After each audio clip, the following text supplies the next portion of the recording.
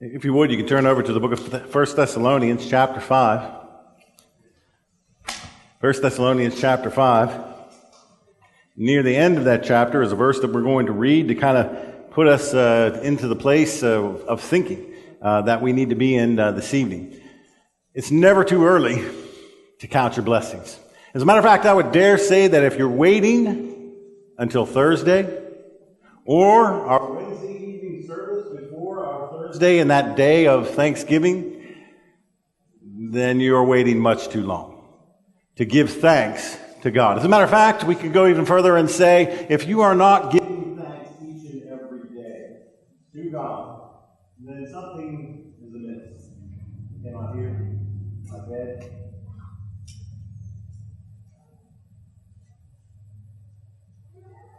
Hello, hello. Am I on? Oh, it's not your fault. I'm just messing. Yeah, I don't know, Glenn. It just kind of wigged out. Is it going good now? Glenn's blaming me. So, all right.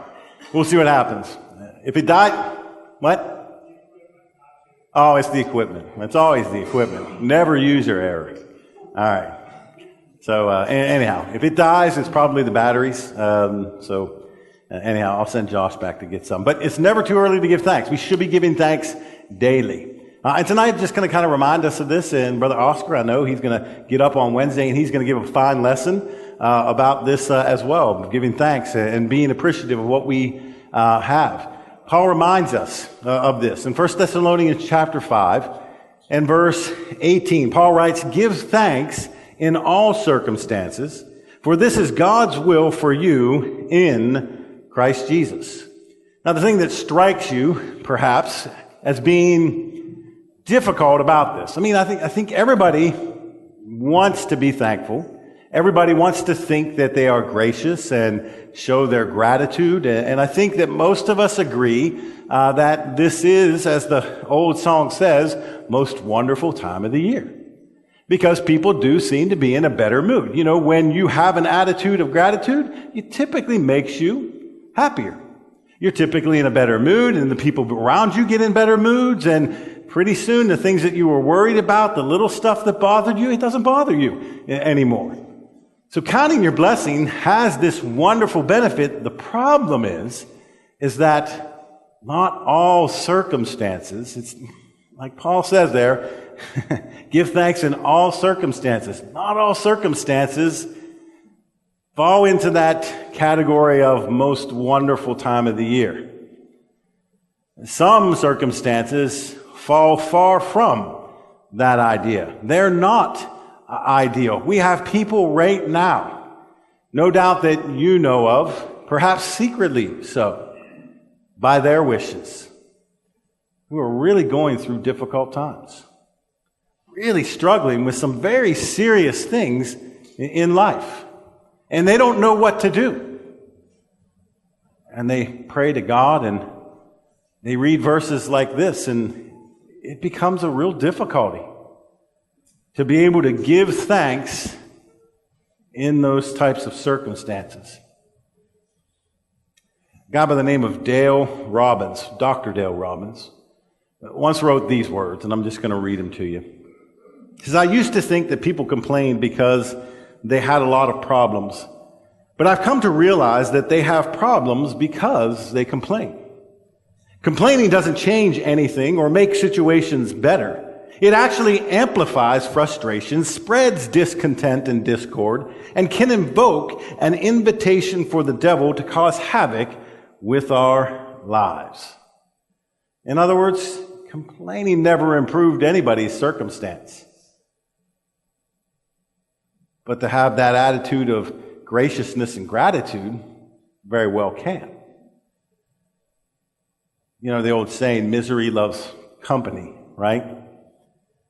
Well, when you have a miserable circumstance, complaining on top of it rather than being, grateful, is like inviting that company in, and it just makes you more depressed and more down and more destitute of not only those good feelings, but often of spirituality. The psalmist in Psalm 73, and you can just kind of mark it down, or you can go there and read with me. But 77, verse 3. The psalmist writing, beginning at verse 2, says, "In the day of my trouble I seek the Lord. In the night my hand is stretched out without wearying. My soul refuses to be comforted."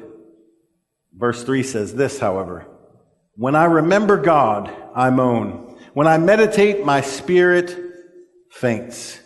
Now, another version of the Bible reads a little differently. It's the same idea, same thought, but the wording's a little different. And I meant to write down what version this is, but I like the way it's worded. It says, "I complained, and my spirit was overwhelmed.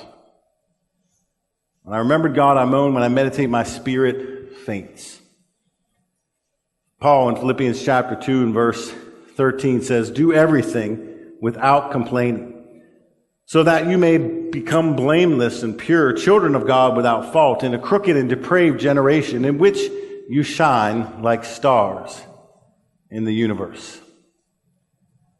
When we complain, it drags us down. Thus, it behooves us to, not only in this season, but in every season, just have that spirit of graciousness and gratitude that allows us to move ourselves forward in so many ways. And again, I'm not speaking those words lightly. And I know that not all circumstances are conducive, to that. It's like looking at a person who's in water that's way over their head and just yelling to them, "Swim," as if they didn't know that already. So I understand. I've been the swimmer and I've been the person who stands on the shore. And no doubt you have been too. But it doesn't mean we shouldn't listen. When the hard times come, somebody should come along and tell us, "Swim. Don't forget." One of the best lessons I ever learned sounded like this: "Don't forget to breathe."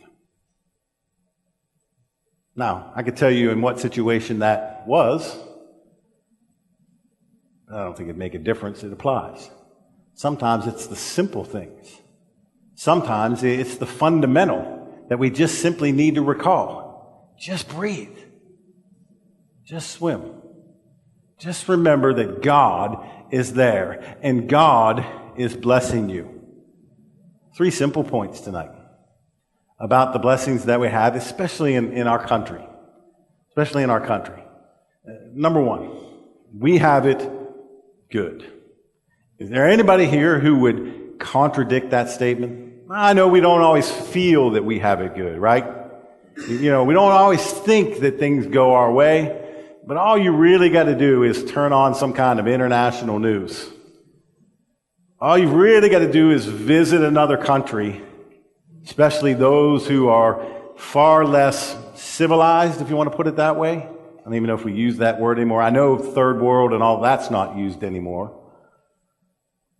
But you go to places like that. Go to places like Haiti. Go to places like where we build in Mexico every year. Go to the Dominican. Go to some of these places that we send people each and every year. Or just go to them and let them tell you about the people in their living situation. And it'll remind us just how blessed we really, really are. We need to remember, number 1, we have it good. It's reminiscent of what Paul says in 1 Timothy chapter 6. 1 Timothy chapter 6, verse 17. Paul says, "Command those who are rich in this present world not to be arrogant nor put their hope in wealth, which is so uncertain, but to put their hope in God, who richly provides us with everything for our enjoyment." He richly provides. We haven't just been provided for, folks. We've been richly provided for. 1 Timothy chapter 6, verse 17, "Command those who are rich not to be arrogant."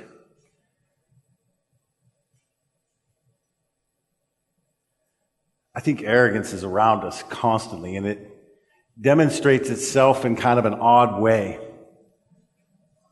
And I think that you would have to jump through a couple of different hoops to get full understanding of it, but I think the current willingness of people to devote themselves to materialism is an arrogance that is beyond imaginable.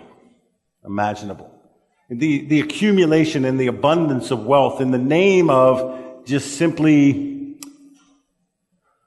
meeting our own desires is borderline narcissistic in proportions.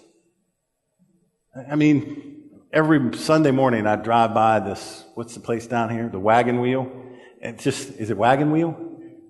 It's funny because I grew up in St. Clairsville, Ohio. There's a place called the Wagon Wheel, only it was a bar.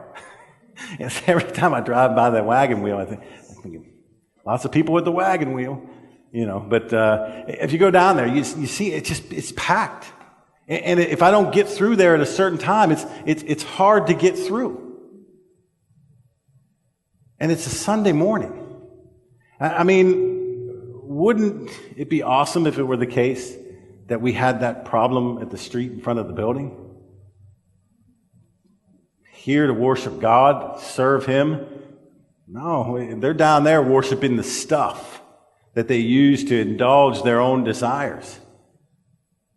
There's an arrogance there. We've been provided for, and yet we've turned it into something that is perverse and just uncalled for. And just borderline ridiculous. There's a preacher who responded to a forum that I subscribe to online. It's at a website called Preacher Central. It's Sermon Central. And you share, illustrations and things like that. You put 5 in, you get 5 out. And, it's kind of a complex deal, but it's a pretty good thing. But you can communicate with one another.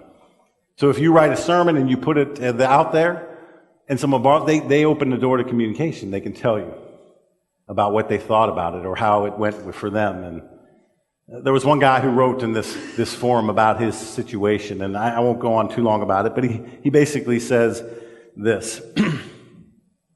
His name is Pax Padilla. He says, I preached for a congregation in the Philippines.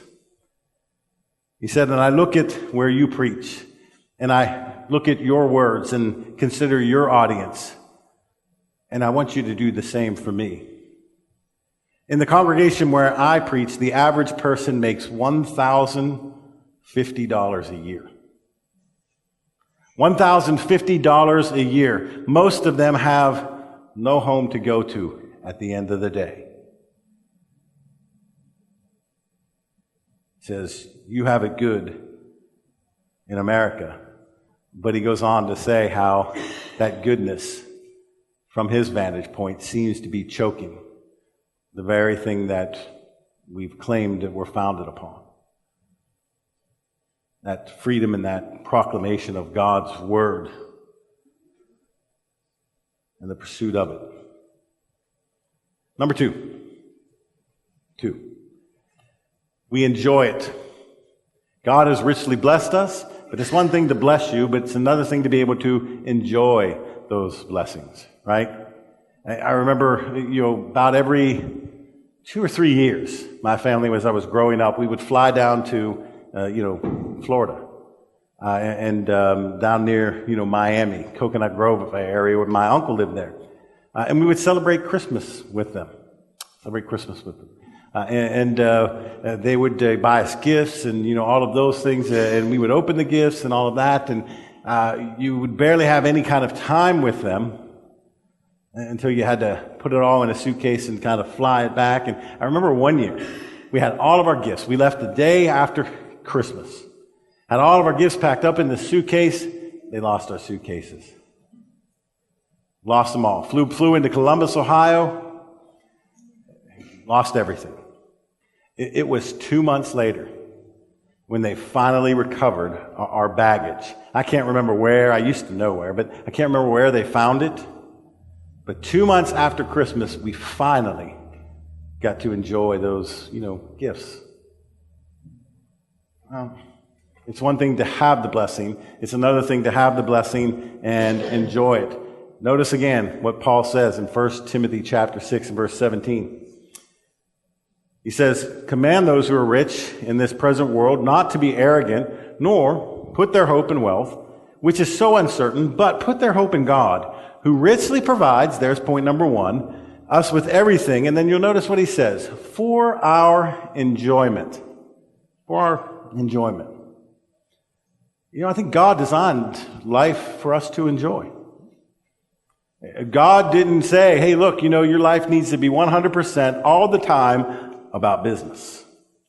And you need to be serious, and that's not letting your light shine. That's not, telling people about, the joy and the hope and all of those things that lie within your heart because you are a child of God.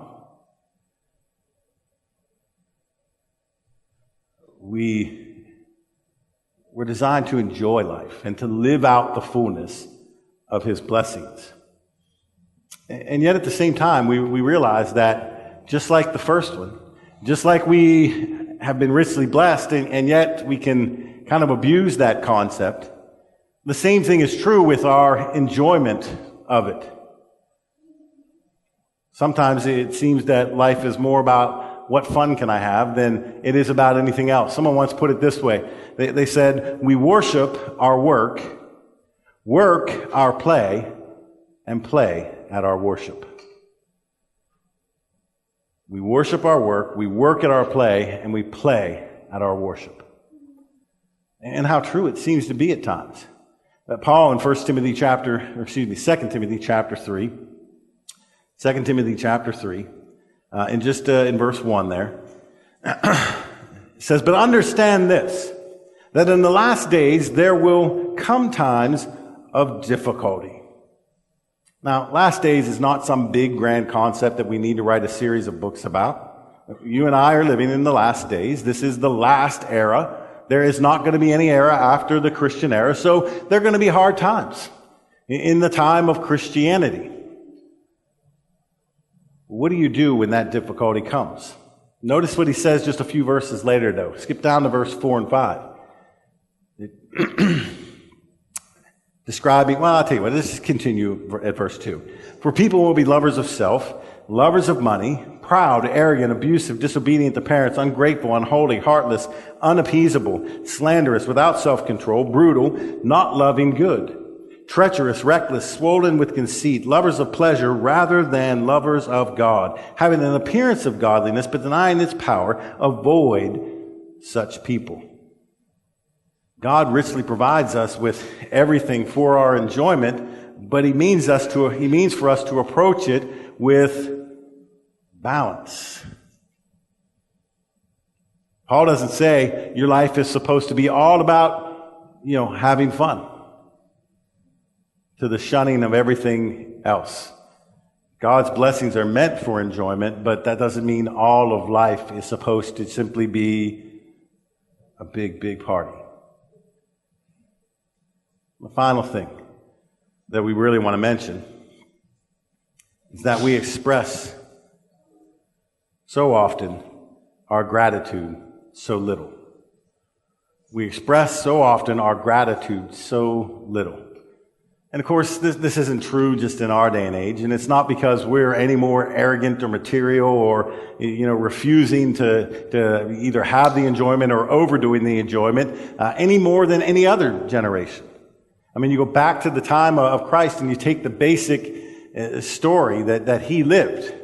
And you're going to find examples of people involved in this very thing. The most prominent one is perhaps the healing of the lepers. And it's the one we typically reference, and rightfully so, when we have lessons about gratitude. All were healed, yet how many returned? One. One came back to say, thank you.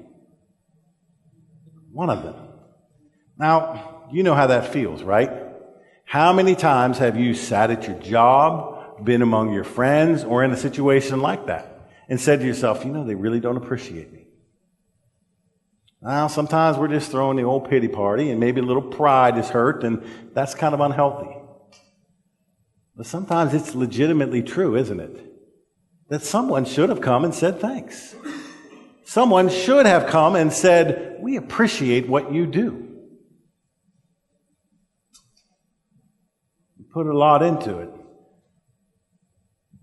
And we really like the way you do it.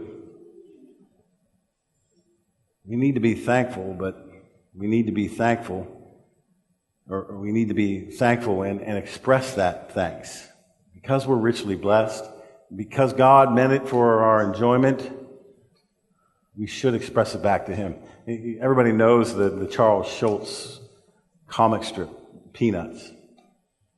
I remember there was one, I can't remember exactly how it's worded, but it went kind of like this. It was a Thanksgiving scene, and everybody inside is kind of eating the turkey and all of that, and there's Snoopy. He's outside, and he's, kind of laying on the doghouse like normal, and out comes Charlie Brown. He brings out the normal dish with the normal dog food, and he sets it down. And he looks at it, and he starts to complain and whine and all of that, and then he stops. And it goes a frame, really sort of indicating with the bubble there that he's thinking. And then the final frame, it has him looking at the bowl, and it says, "I'm just thankful I'm not the turkey." And I think that's the way we ought to approach things. It's never going to be wrong to be thankful. But it's always going to be right to express our thanks. Always going to be right. There's a story that's told of a person, and I don't know this person's name, but it was in the newspaper many years ago. Walking through the streets of LA, found a parking ticket, $5 ticket on the sidewalk. And their first thought was just to kind of put it in the trash can, but then they thought, I wonder if it blew off a person's car. And maybe they didn't see it. And they thought, well, that's going to cause that person to have to pay more money and then possibly go to court. And then if they don't show up for that, then, and so they took an envelope, put a $5 bill on it, stuck it in an envelope and mailed it in with a note that said, "Here's the $5 this person owes you," and explained how they didn't know if they had seen the ticket. I mean, who does that? You know who does that? The person who is grateful for what they've been given. Each and every day, if our lives are led by that concept, that there's never any way we can pay back God for what He's given us.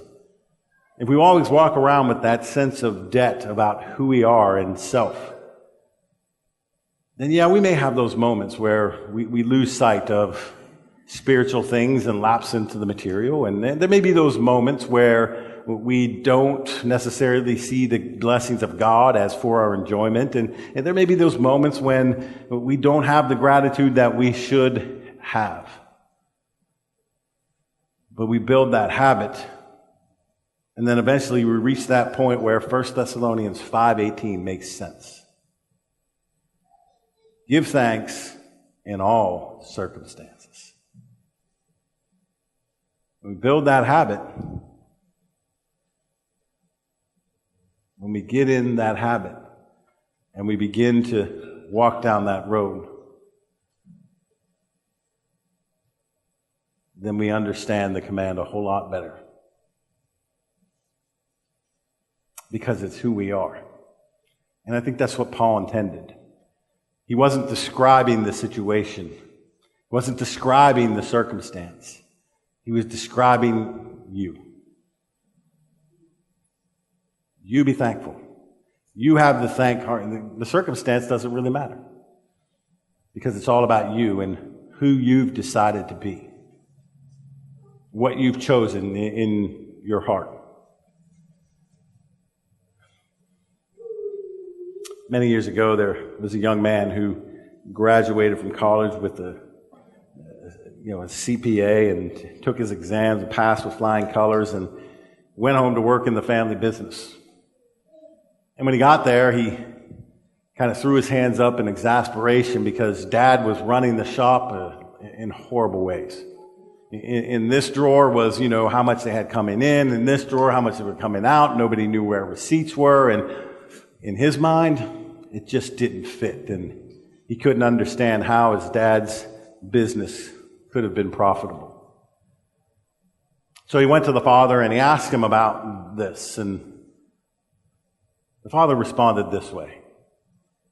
He said, "Son, I came to this country with only one thing I owned, a pair of pants.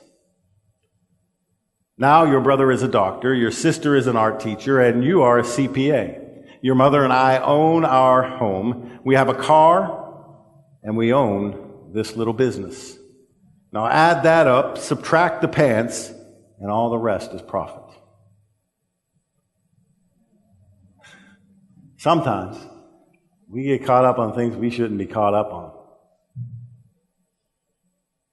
And we make something out of life that it should not be.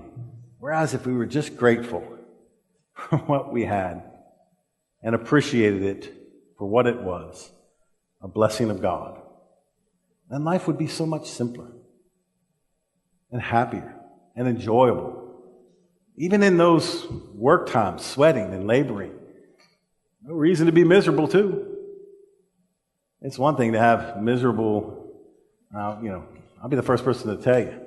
In the middle of the summer, hanging outside up at camp, on those days when it's like 90% humidity and 90 degrees, I'm not physically comfortable.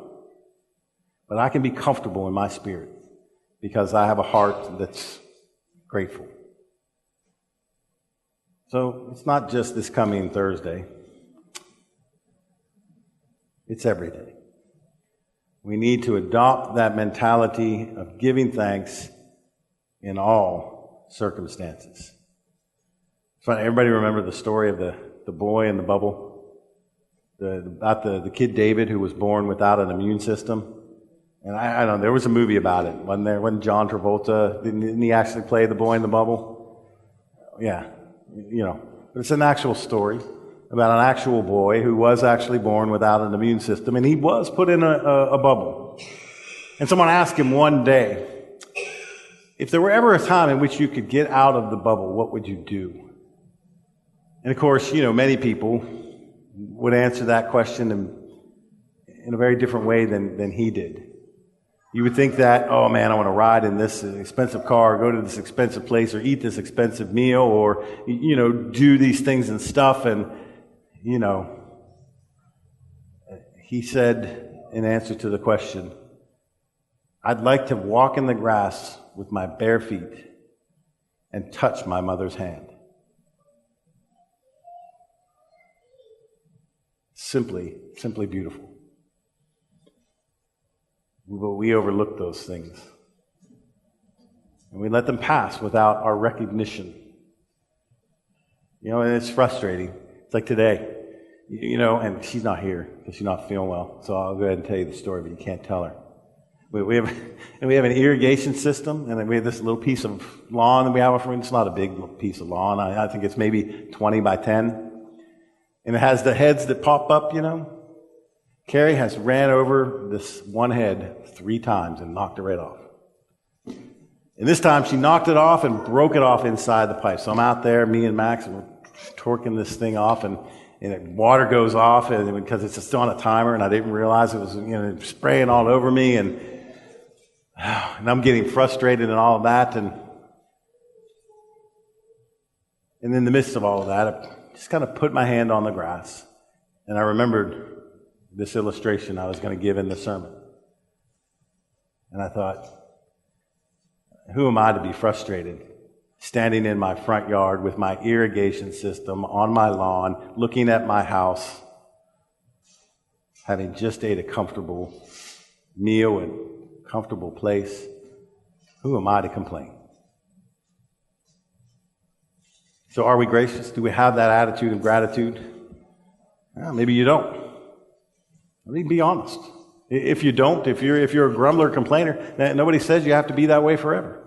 I mean, some people are. And it's real easy to build that habit of just kind of whining. Kind of getting down on yourself and down on other people and maybe even down on God at times. It's real easy to build that habit. But you can change it. And you can turn into the person who is gracious and grateful the whole time in all circumstances. Maybe you're not a child of God.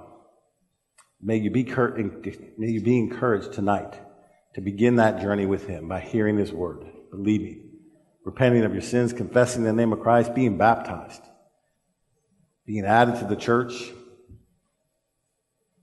becoming a child of God. If you have struggles and you need prayers, what better people to go to than your brothers and sisters in Christ? Set it before them and let them help you. Let them guide you. Let them give you wisdom. Let them pray for you. If you had need tonight that you desire to make known, come while we stand and sing.